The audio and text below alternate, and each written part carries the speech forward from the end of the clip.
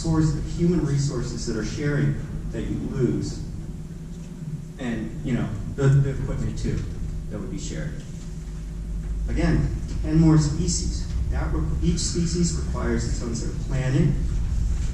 There are a lot of monitoring protocols that will have to be negotiated with the Fish and Wildlife Service, BLM, and CDFW. That would be done by the cooperative for maybe 8 species, and they're already incorporated in the HCP, but there are a number of other species that haven't had these negotiations for us. Planning, monitoring, management, annual reporting. And then another key cost driver of not sharing is that the monitoring responsibilities, and I mentioned this, under the Habitat Conservation Plan are covered by the cooperative. Now that task goes to each jurisdiction. And, you know, as Wendy, you were noting earlier, there's no incidental take permits, so you still have to go through that process, and we didn't cost that up. So really, I mean, the main takeaway is that working together saves money. We don't know, I don't think you should take these as hard values. It's a starting point. But based on those cost savings and those cost increases, maybe you can get a similar cost of implementing HCP and the HMP, and of course it depends on the types of negotiations your jurisdiction has with the agencies. But the savings, at best, I couldn't find a good opportunity without knowing a lot more and knowing how these negotiations would go. And so Aaron, on your cost increases, I forget this gentleman's name, I'm sorry, from the Army. Bart, thank you, Bart. So Bart indicated that the HMP deed restriction requirements is, at least from his, I get that he hasn't read them currently and is an Army representation, but that the monitoring, the annual reporting, some of these were not included. So if they're not under the HMP as mandatory, then that cost increase, we have to take that off of this cost increase list, in my opinion. And I'm analyzing it from the City of Marina's perspective. If I do the HMP requirements for my acreage, I don't have those costs. I'm going to go read the deeds, you better believe it, but I don't have those costs. Thank you. Aaron has something.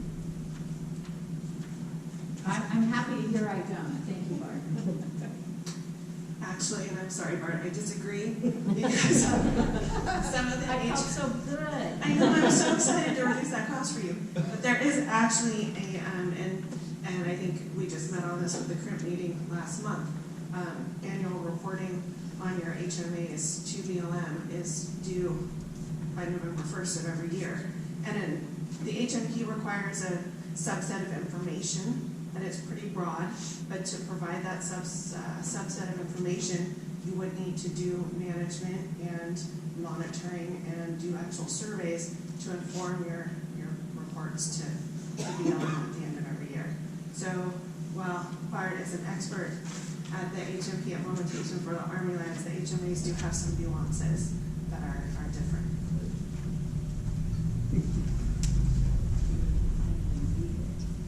I think we are a little bit in a space of interpretation with HMP.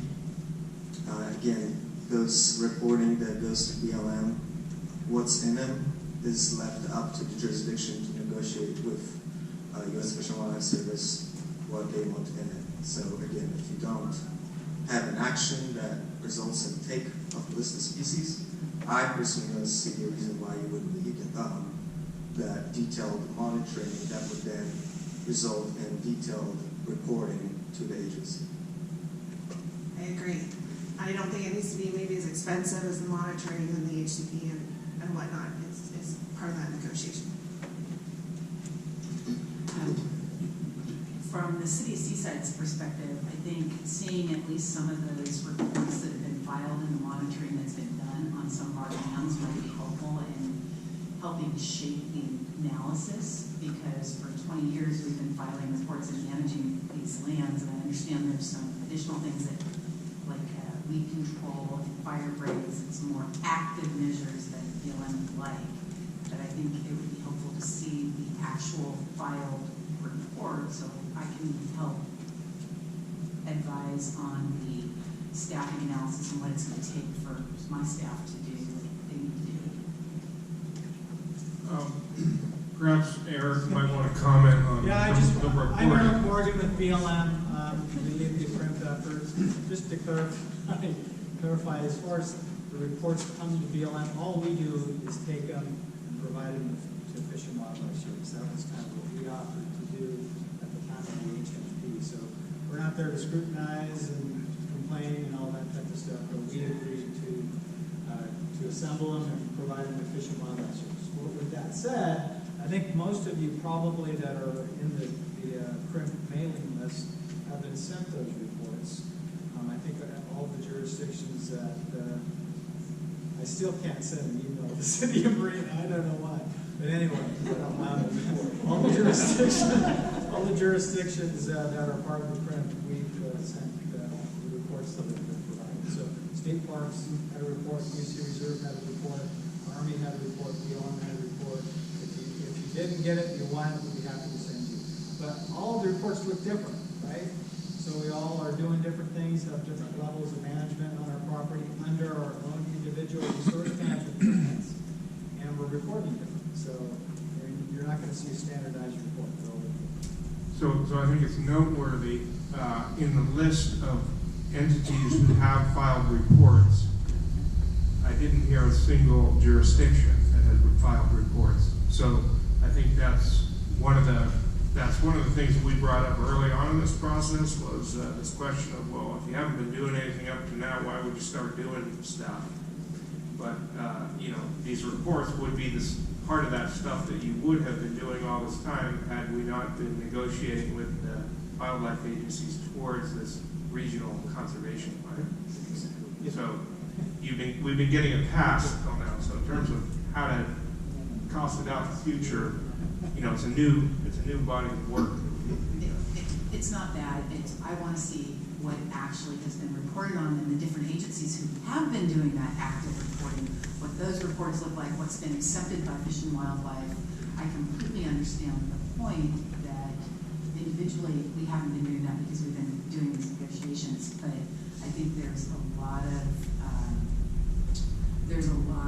a broad area as to what that reporting report, what the actual report will look like, and the amount of staff time, effort, energy, based on some of the other jurisdictions who've been actively reporting.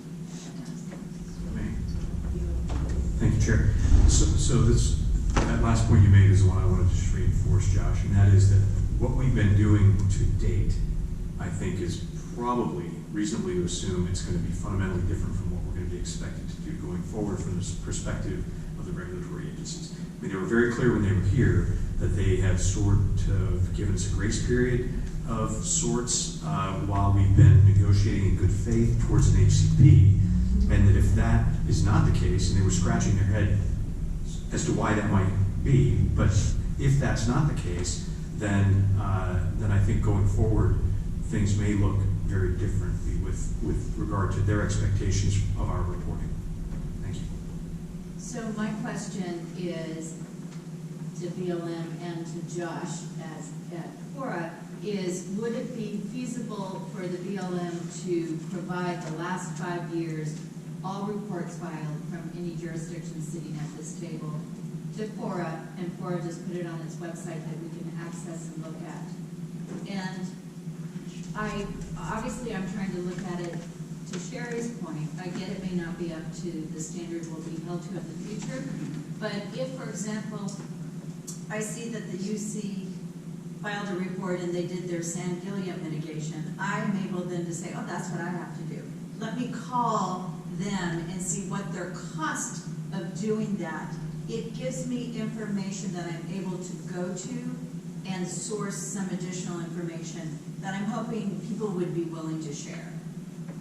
Yeah, so Gail, we'll gladly post reports on our website, and I can say just the example of that UC is a good one. I just saw their report from last year, and they have been doing pretty well-developed reports, so that'll be useful. I'll work with Eric to make sure that we have all potential available reports, and I will also say that Eric mentioned this thing, the CRIP, the Coordinated Resource Management Planning Group, that meets quarterly, and we just met, is it quarterly, Eric? Quarterly. And so basically and I think all jurisdictions are invited to that group. And it's basically this forum for the land management entities to share information, to coordinate, and do all that. So I would encourage the jurisdictions to watch for those invitations coming from Eric and send representatives if you can. Just to follow respectfully, I think that's of limited utility and value. I don't know. And given our limited time to get done the work we need to get done, I'd like to just make a suggestion.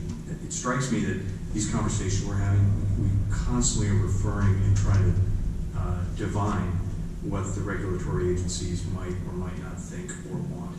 And frankly, they're going to drive the train on this. And they are operating on a framework and a set of a context that's been in place over the last 20 years. And we are, I think, entertaining a hard 180-degree turn, or at least a 90-degree turn from that. And I have to wonder what their thoughts on the matter would be, because it will affect costs, it will affect all of us. And so I would just like to respectfully suggest that we consider having them call in or dial in when we're having these discussions to try to keep us informed. Yes, and I think clearly this is not going to get solved by us. This is work for the individual jurisdictions and the JPA to continue the conversations with the regulatory agencies. Alan, you had something? Yeah, it's just a point of order, which is, I think, 11:30, and we still haven't talked about the CEQA, so I would just urge us to be directed. Trying to wrap it up? Yep, exactly. Not to delay things, but I just want to make the point that I also do not necessarily think that UCSC sets the standard. I mean, they have an entirely they have a whole natural reserve system. They have professors who are studying biology and ecology. I mean, it's a completely different situation perhaps than a county government, for example. So I just want to put on the record that, I think if we go this route and each entity is negotiating with Fish and Wildlife, I don't necessarily, would not necessarily say that UCSC is the standard. Because they're too good. Yeah. Well, and I think too, what we saw in this is that there are definitely conversations to be had about what we think the cost is for the work that we are required to do, not even thinking about the future, just what are we supposed to be doing now, and is there a way to derive some of the cost savings through a cooperative system. And I think that's part of what the JPA is going to be talking about.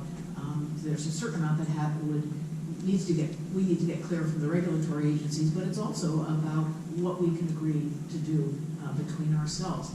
So I want to see if there's anybody else at the table who has a question or comment that needs to happen now. I need to also open it up to the public, and then we can move to our next item. Yes, Ms. Moffett, what organization are you representing? Yes, I'd like to know why there isn't a study on just leaving these habitats alone, and what it would cost the jurisdictions and the counties and the cities then. Well, this work was in response to a request, so we didn't get that request. So doing nothing might cost nothing, or might cost a little more than nothing. Thank you. Steve, Tennessee's all I've been able to deduce from this, and the only thing that makes sense to me is those HMP costs were based on the assumption that it was going to go to an HCP. Otherwise, if you don't ever want an incidental take permit, you just need to, I've heard it from two biologists, you just need to cordon off the properties do a little weed control, and your costs go really down. But you don't want to do that. So if you go individually with your incidental take permits, these costs are probably relevant. And if I could just make one parting reminder, please don't use these numbers to cost anything in reality. The take home is there might not be really good cost savings in going along. Thank you. Any other members of the public wishing to address? I just got, this may help Eric Ward with BLM. When the Army closed the base, it was instructed to put together a habitat management plan and comply with federal law for closing the base, cleaning it up, and transferring the property. The Army was smart. The Army enlisted all of your help to comply with their regulatory compliance. You all have a role for them complying with the HMP. It's in your deeds. And by doing the HMP, the Army was able to get take authorization for the federally listed species, but their HMP covered a whole lot of other species that were not just listed.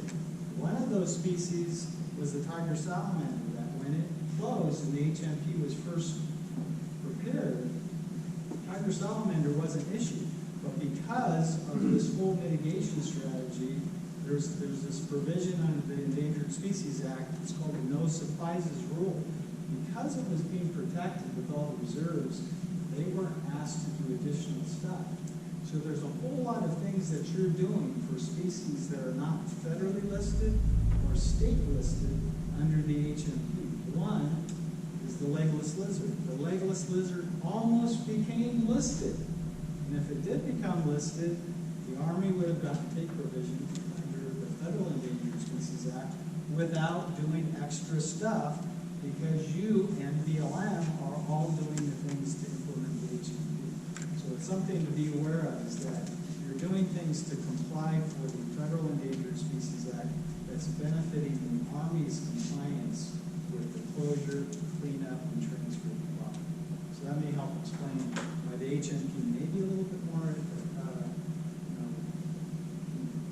whole lot of additional things to do on the HMP because of the no surprises rule.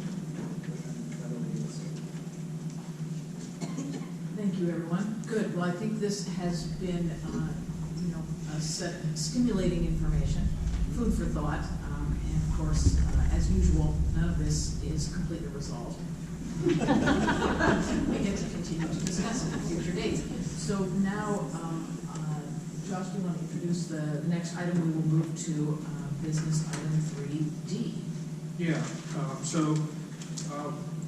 This item is kind of following on the request that you all had to obtain an opinion from a CEQA attorney specialist in regards to the sort of benefits and other considerate risks associated with potentially certifying the environmental impact report prepared for the HCP, even without approving the HCP. And so we were able in short order to contract with a firm in San Francisco, Holland and Knight, who have a very well-regarded CEQA and NEPA practice. And we were able to obtain this memo that we just sent out last night to everyone.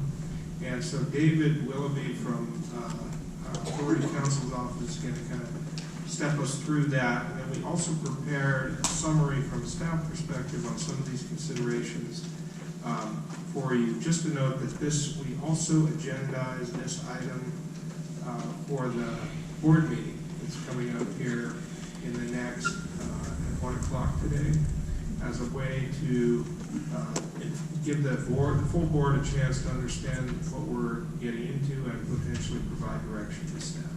So with that, I'll pass it to David to do his piece, and then Kendall has a bit of a slideshow to go along with that. And because this document wasn't received until late yesterday afternoon, I assume that many of you may not have been able to read it, or at least read it in the depth that you would prefer. So perhaps we can start by trying to fairly rapidly walk through it in general.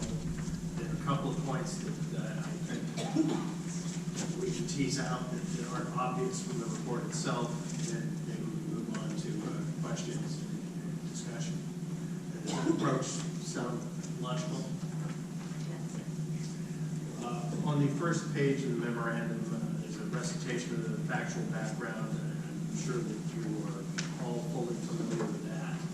So I think we can move on to the second page. In section 3 of the memorandum, it outlines 5 potential options. There are probably a variety of variations on each of these, but this was a handful with which the sequence specialist could work to give us an impression of the general framework. Option 1 would be that FORA certifies the environmental impact report and approves the project that is associated with it, which would be the habitat conservation plan. Option 2 would be similar to option 1, but it would omit the step of approving the project. FORA would certify the EIR with the currently analyzed projects and alternatives, but would not take the step of approving the actual project. Option 3 would involve FORA certifying an EIR that included analysis based on reduced take or a phased take approach or other alternatives that basically shrink the scope of the project. But in this option, there would not be a project approval step.